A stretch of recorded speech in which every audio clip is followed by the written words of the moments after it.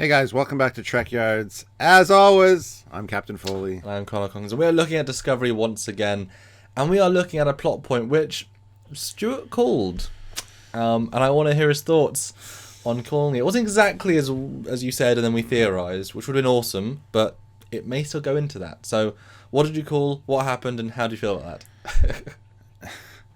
Well, I feel good about it because I basically said that they're gonna have to. Well, I didn't say they have to. I assumed that Stamets would time travel either on purpose or accidentally. Yep. And either to save Hugh or save everybody, stop the war from happening, save Tyler and Vok. I don't know. There's there a would lot have been a that reason for it. There's a lot that time travel need to fix. I mean, there's a lot of people have died and bombs have been added that time travel to fix. Yeah. And so, yeah, they show up. They overshot their mark by 9 months. And I was like, yes. And then I found out that the Klingons have basically won the war, and that's not so great. So, but yeah, that's what I called, that there would be some type of time travel element involved with the Spore drive. I've actually been saying that since like day one of the Spore drive, that it's a possibility that it could actually do that. So it feels good to be kind of vindicated a little bit. It's never mentioned or even postulated at any point, and they really need to put that in a little bit somewhere. That would have been good.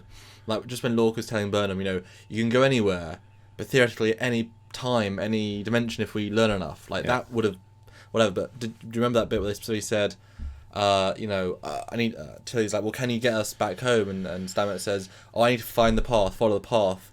But if I don't get it right, we might not get back in our own time.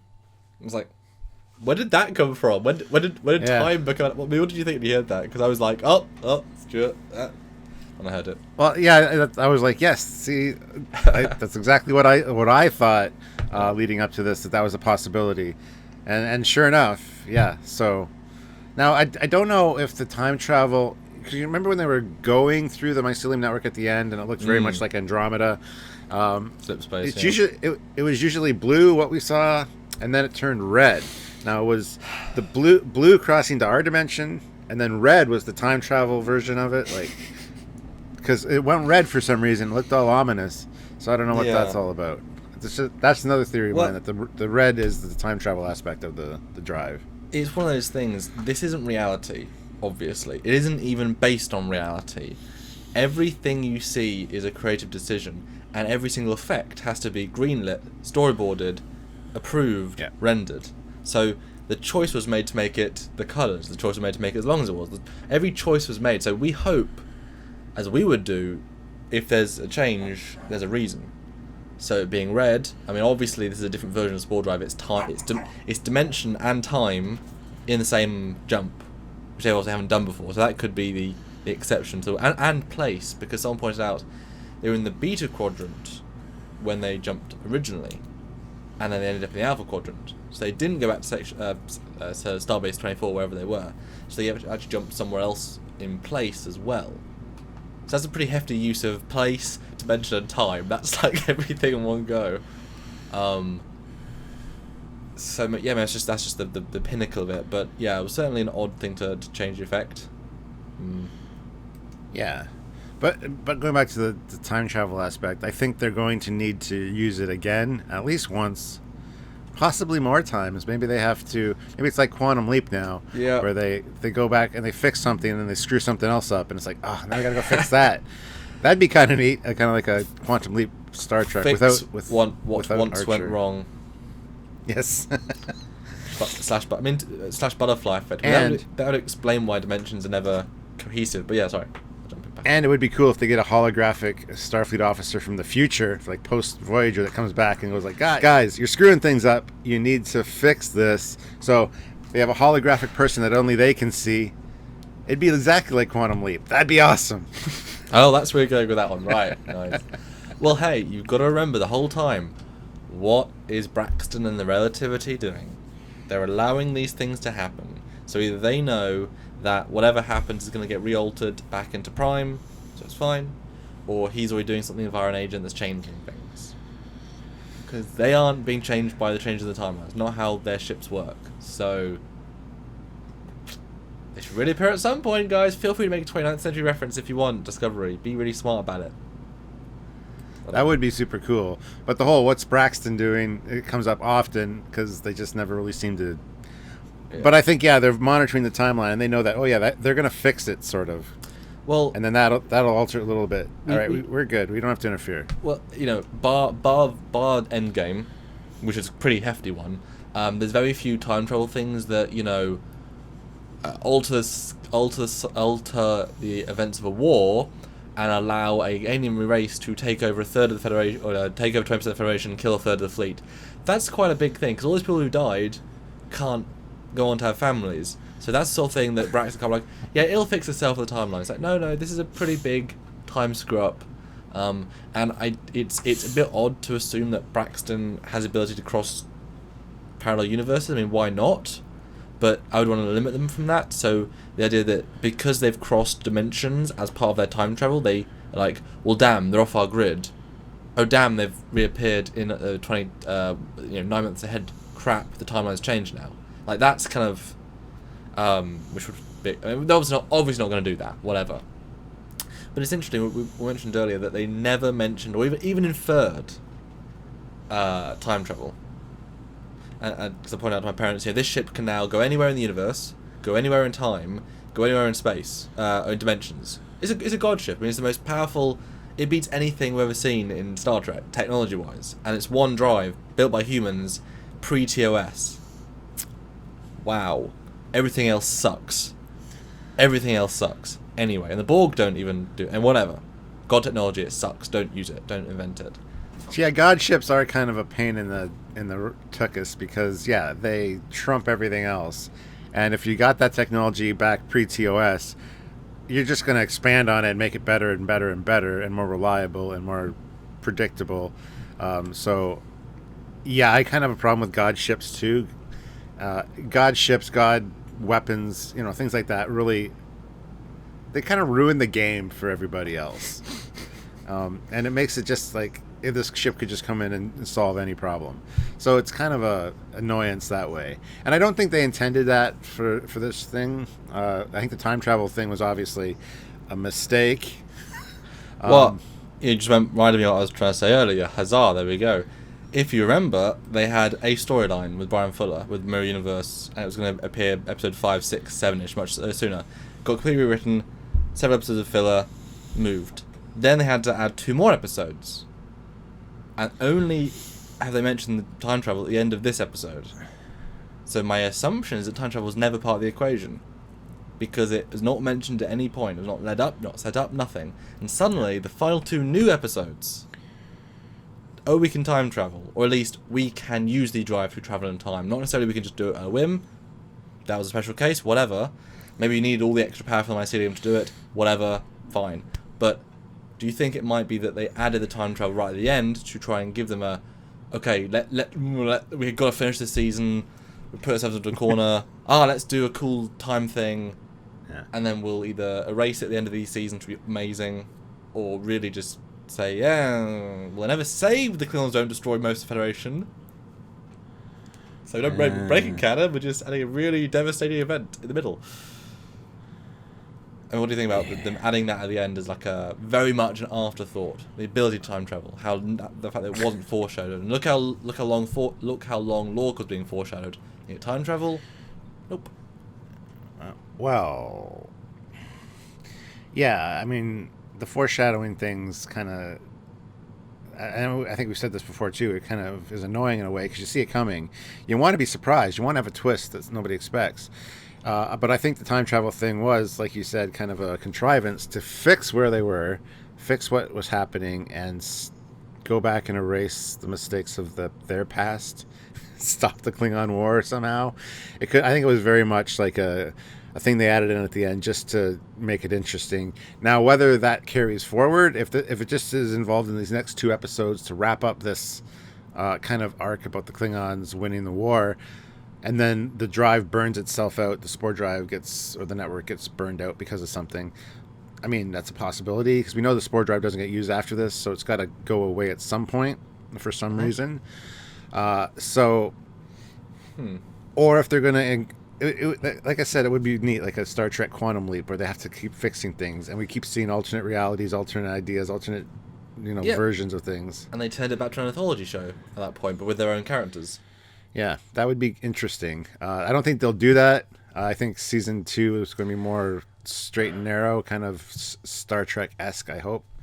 Well, it's interesting because if the Discovery, the ship, is not special about the Spore drive, and its entire function is the Spore drive. So if you make the Spore drive not a thing, well, you need to redesign the ship or rebuild it, or it's just a ship didn't go at warp. It's a very minimal ship. It's not interesting by itself, and the crew is not interesting by itself. So you lose the thing that makes it unique. You've lost the Lorca subplot.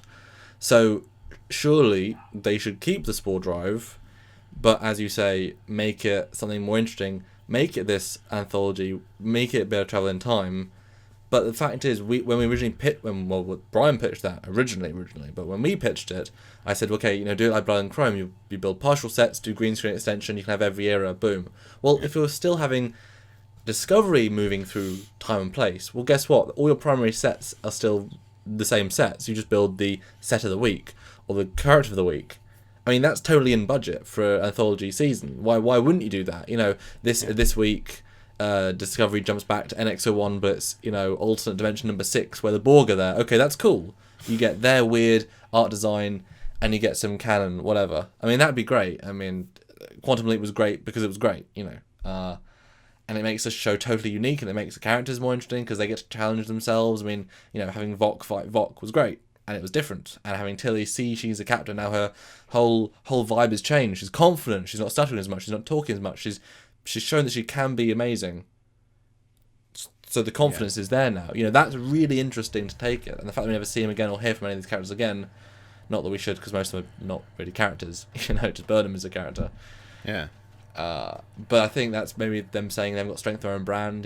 Well, Discovery's not good enough to be on its own, so let's just do a multiverse storyline. But it's like, well, yeah. I mean? I think they've painted themselves in a hole again. Yep. Yep. Well, see, that's where this time travel thing could go right. Like my original idea was that they went back to the Battle of the Binary Star, fix that issue completely so that Burnham never loses her commission, so she remains a commander, and maybe eventually gets her own captaincy. Maybe she gets the Discovery now that Lorca's out of the picture. Maybe they fix the fact that he ever came over. Mm-hmm. I don't know what they're going to do, but I think it'd be cool to see Burnham back as a commissioned officer. And maybe as a captain, because I always assumed when the show started and they said they were following her, that she was going to be a commander like through most of the series, and then maybe at the end get her promotion to captain or something, because we knew it was about her and not necessarily the captain. So yeah, I mean, that's what I would like to see. I would like to see them go back, fix the whole problem, even with the Kuvama thing and all that. Just fix all that. Get rid of the sarcophagus ship somehow, no cloaking technology, and just set things right, and maybe visually even, which I really doubt. But I mean, there could be possibilities as far as that goes. So, yeah, that is certainly the best fan thing to happen, and it can be as easy as Discovery jumps back and they overload their Spore drive, and that destroys Kuma's ship. If with them gone, the Shinjo is just, then we cut back to the Shinjo. It's looking at the probe. Nothing happens. I guess there's one clean on a suit, on a torch. The torchbearer's out there like, wait, where'd Kubo go? Hello? Hello? Oh, crap, I'm alone. So that guy's dead. But, and then, then Burnham, because we know all the characters at that point, then Burnham gets a command. Maybe Giorgio becomes an admiral. I mean, how cool would that be then to have season 2 reset?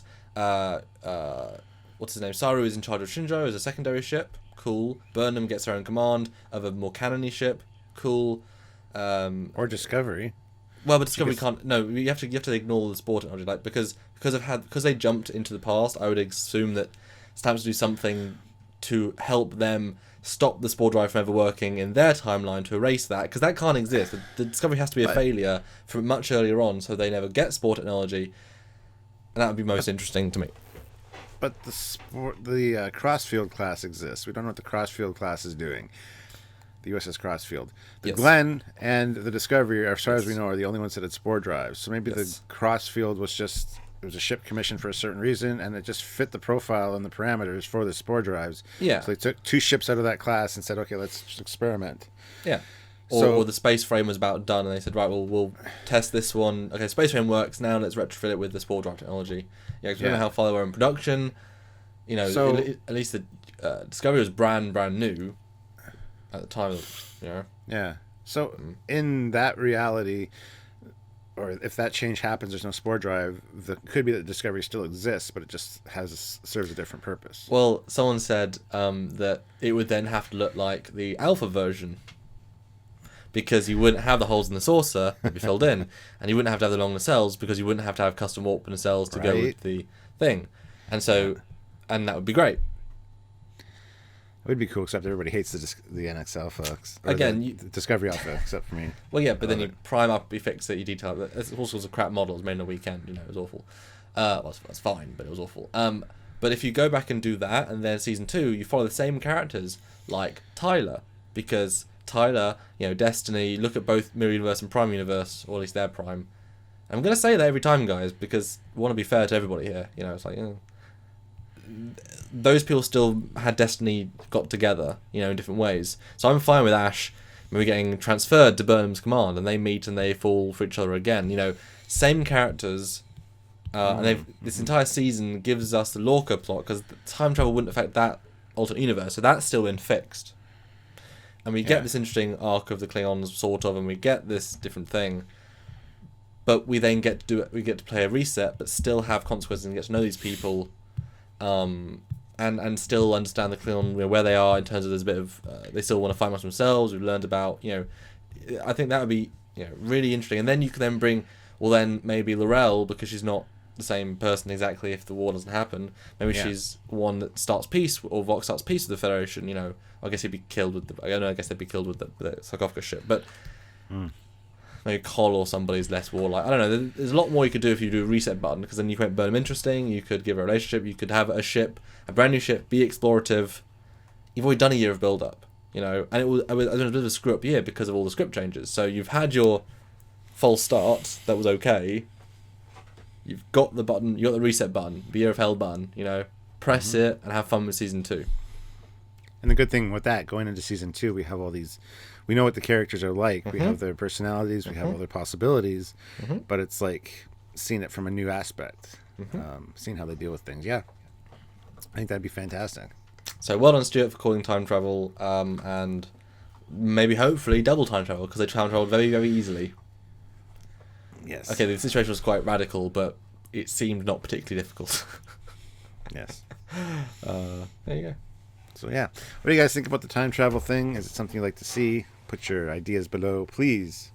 And if you want to help us come up with more cool ideas and just keep talking Trek and talking theories and analyzing ships and doing interviews and all the cool stuff we do here, you can do so by helping us out by going to Trekyards.com and clicking the donate button for a one-time donation, or going to Patreon, which the link is in the description below. Just give it a click, and you can donate on a monthly basis and help us out, be a regular member of the Trekyards crew, so to speak, and really help this show fly. So please do that if you can. Help us become a new way to fly.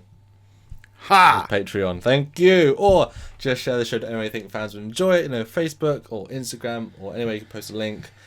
You know, people enjoy what we think and say and discuss, and we love hearing what you think and say and discuss. So put it in the comments below, and join us on our Facebook page, Facebook.com/Trekyards, or we both have a page and a group. Join the discussion on the group, or follow us on the page for new updates. And either way, we'll see you for another Discovery update, analysis, review, discussion. So until then, I am Commander Cockens.